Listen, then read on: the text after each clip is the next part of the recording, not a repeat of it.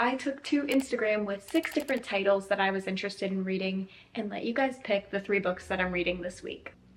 Okay, I'm gonna put you down. The first 2 options were between Funny Story by Emily Henry, which is her brand new book that literally just came out last week, and The Fragile Threads of Power by V.E. Schwab. Mind you, at the time I posted that, I did not know it was a part of a trilogy, so I'm actually really happy that Emily Henry's book, Funny Story, won. I did wake up a little bit earlier this morning so I could crank out some of this book, and I did get to chapter 4, and I already have lots and lots of thoughts. First off, this book takes place in Michigan, and although I'm currently in Tennessee, I'm born and raised in Michigan. And just something about this book is so perfectly nostalgic of Michigan, and it's making me a little homesick, not gonna lie. Second thing is, I already knew going into this that it was a forced proximity trope. That's one of my favorites, but in fantasy. I've never read that trope in contemporary romance before. And I must say, off the bat, I'm obsessed. Like, I already think this might be a 5-star book for me. And with that, let's get started. Listen, I knew this was a forced proximity trope, but I had no idea we were also getting fake dating. I stand by this right now. I know I'm only like 15% of the way through the book. I just got to chapter 7, but you need to pick this book if you haven't already. If you love Emily Henry, then I think this is just like classic Emily Henry goodness. But the thing is, I've never loved one of her books before. I haven't read them all, so it's highly possible I'm missing out. I haven't read one this good before, so I'm eating this up, and I kind of really want to go buy a physical copy because of how much I love it. I like want this physically sitting on my bookshelves where I can see it. I'm gonna get some work done, and I'm gonna read a little bit after I clock out of work at 5, and then I do have to get started working on my video, but I really just want to sit down and crank this book out because it's so good. I'm on chapter 11 now, and I'm obsessed with this book. I feel like this book for me is either going to be 4.5 stars or it is going to be a 5-star. I do really like Miles as a character, and I like how he's really pushing the main character to kind of get out of her comfort zone, but this is a spoiler-free book, so I'm not going to talk much about it. But I do really like their friendship that they have, and it just warms my heart, and honestly, it's such a comfort read. The book feels nostalgic even though I've never read the story before. So I'm gonna put this down for a little bit and work on my video, but all I want to do right now is sit and read this book.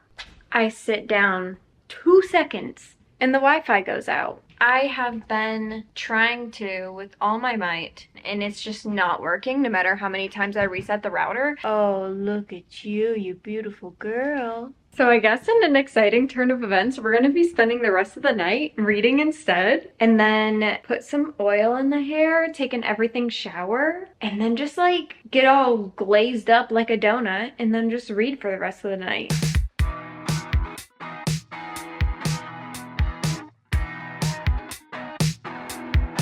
I am 91% of the way through the book, and now I'm waiting in the Walmart parking lot for my groceries. So let's talk real quick. I'm struggling right now because this book was a 5-star up until about 75% of the way through the book. This is a reoccurring topic in books. I feel like I literally just gave a book a 1-star for a similar issue, but honestly, it's not as bad in this book. But I think because I'm still frustrated about that last book, it feels bigger than it is right now. A reoccurring topic, parental neglect. But instead of using it as a way to understand our characters on a deeper level, it's just excusing certain behaviors. So I'm not the biggest fan of that. Thankfully, it's not super extreme, so it's not gonna greatly affect my rating of the book, but I'm definitely more looking at like a 4.25 rating than a 5-star rating.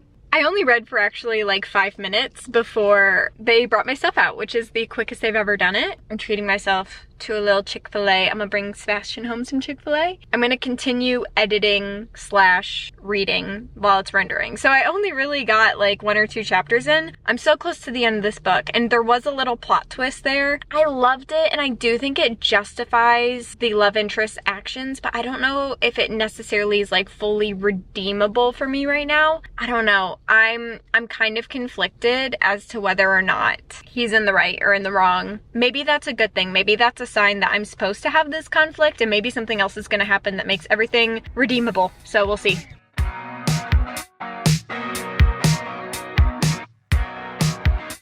I have officially finished Funny Story by Emily Henry, and I have a lot of thoughts. I'm going to start this off by saying I think my official rating is going to be 4.5 stars. I'm going to put it in Goodreads as a 4-star. If you're confused on my change of heart, really what happened was the first 75% of the book, it was easily a 5-star. I was obsessed with this book throughout the entire thing. The book had me laughing out loud. It had me actually like gasping in certain moments, and I loved it. I was absolutely obsessed with this book. And then I was disappointed by the conflict that the characters had to go through in the second half of the book. I also was not a big fan of the solution. Also, it felt like the characters went from really dynamic for the majority of the book, and then towards the end they got really two-dimensional. So I don't know where that disconnect happened or what happened, but I literally just lost all interest in the book in the last 25%. I hate that it was that way, but that's kind of where we're at. Let's have some chat real quick because tomorrow is my anniversary, so I'm not going to be doing a lot of vlogging or a ton of editing or even a ton of reading.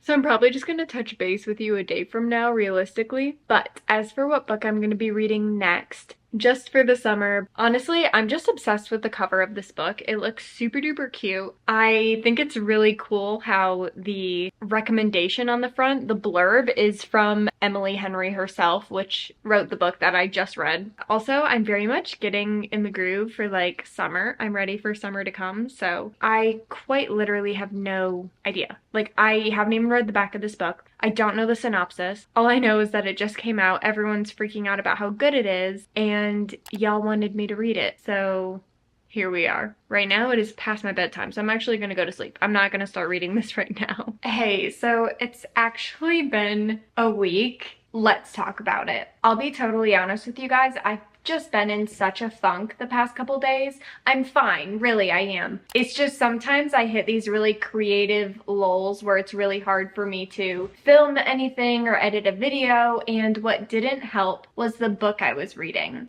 Flashback. I did pick up, just for the summer, is that what's called? I picked up this book. It's the book that y'all chose. When I tell you, I read chapter 1, I knew I was gonna hate the book. Every single pet peeve I have of a book was in this first chapter. So I was just like, okay, let's give it a try. I read chapter 2, and then I got to chapter 3, and I've decided that it was to the point where every single page I read, I had to put the book down and process what I just read because it was so bad. I just knew if the first 3 chapters were that painful for me, it was only going to get worse. Also, I felt like I already knew what the whole plot was going to be by the 3rd chapter. So I just stopped. But obviously, since this whole video is about what books you guys want me to read, I did go back to my stories and I posted 2 more options for y'all to pick from. And that's going to be the 3rd book that I read. Just decided to go ahead with the 3rd book that y'all originally chose, which was Sharp Objects. I've actually never read a Gillian Flynn novel, so I was really excited to read this one. But let me tell you, this was the worst possible book to pick up when I was already in a funk. To be completely candid, I'm already on chapter 15 and I only have 3 chapters left of the book, and I do plan to finish it tonight. But realistically, I didn't want to come on camera, totally be energy drained, but also I didn't want to have to put on a fake persona and be someone I wasn't on camera for you guys. Now that I'm officially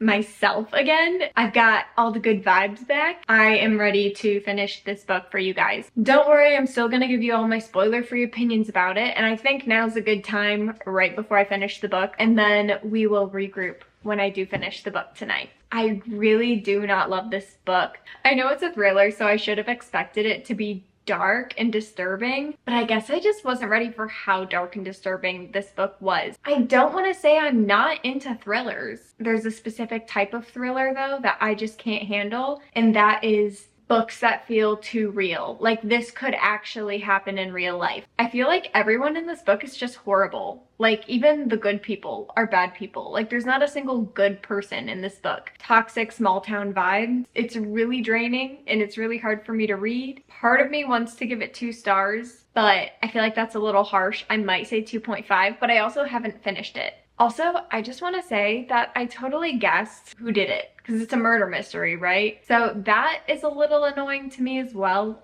Whoever the murderer is should be a huge surprise by the end. So here is to Sharp Objects, my first ever Gillian Flynn experience. Nothing could have prepared me for the last chapter of this book. Honestly, I'm kind of stuck between a 2 and a 3 star right now. I think I'm gonna do 2.5 because honestly, like, a 3 means like it was okay and 2 means it was bad, but it wasn't horrible.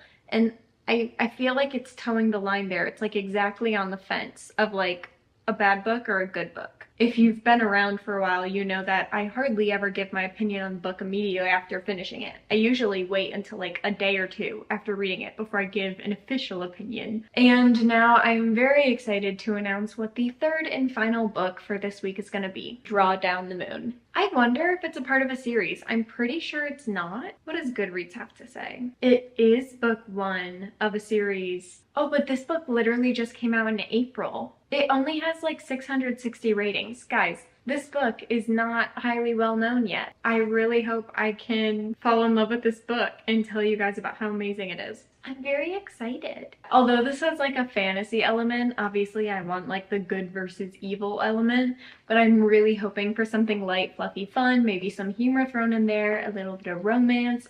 That's what I need right now. So I'm really hoping this follows through. In the ebook I have on Libby, it's less than 300 pages, like it's 200 something pages. So I'm very excited to get started. But I will be getting started tomorrow morning and not right now because I'm gonna go to bed. So I will see you first thing in the morning and we'll read for a little bit before I have to clock in for work.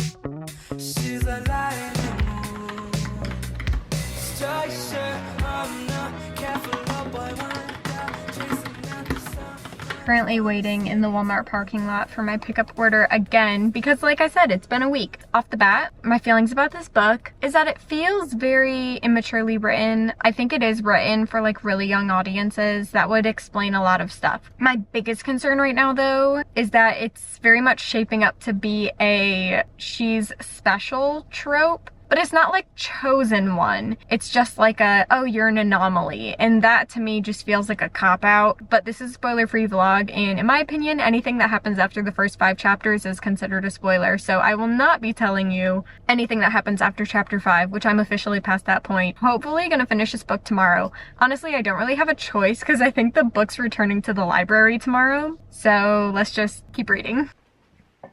Hey, baby girl. Oh, you're gonna sit right there? Okay, I gotta read though.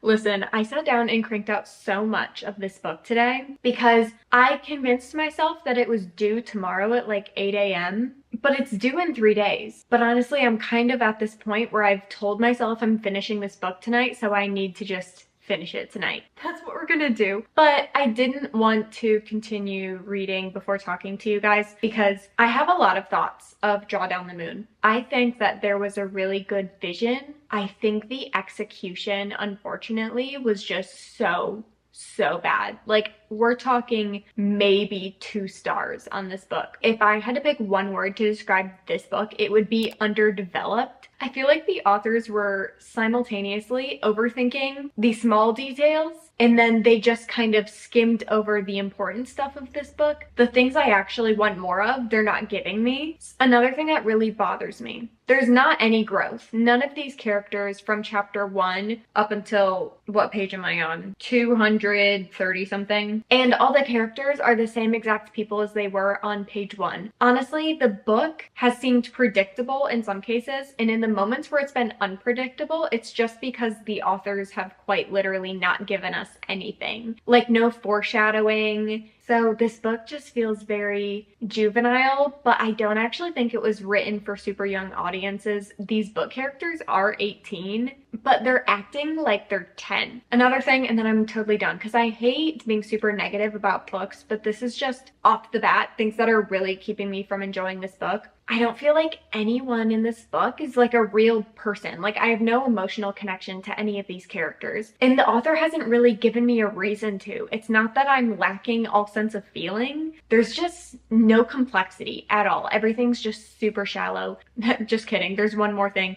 Don't get me started on the romance plot. Like, it's the least romantic romance I've ever heard of. And the fact that they're 18 to me is like, I would expect a little bit more maturity in a romantic relationship. Just a thought. I'm just simply not enjoying the book. It's not even entertaining, honestly. I don't even like the vibes. Here's the thing, when I hear magic school, I'm automatically obsessed. But they somehow managed to take out everything magical about a magic school. Also, the magic system is one of the worst and least developed magic systems I've ever read about. We are on chapter 26. All right, I'm gonna go finish it now. Okay, so I just finished Draw Down the Moon, and I can officially say this is probably the worst book that I read this year. I feel bad because y'all picked my books this week, and I only loved one of them, and I did not like the other two at all. So we're gonna have to try this again, and hopefully it will go a lot better next time. So my Instagram's actually linked down below. So if you wanna go down there and follow me next time I post stuff on my stories for one of these videos, you can definitely be included and help me make some of those decisions. But until then, you can watch some of my other reading challenge videos, and I will see you next Monday for a new reading vlog.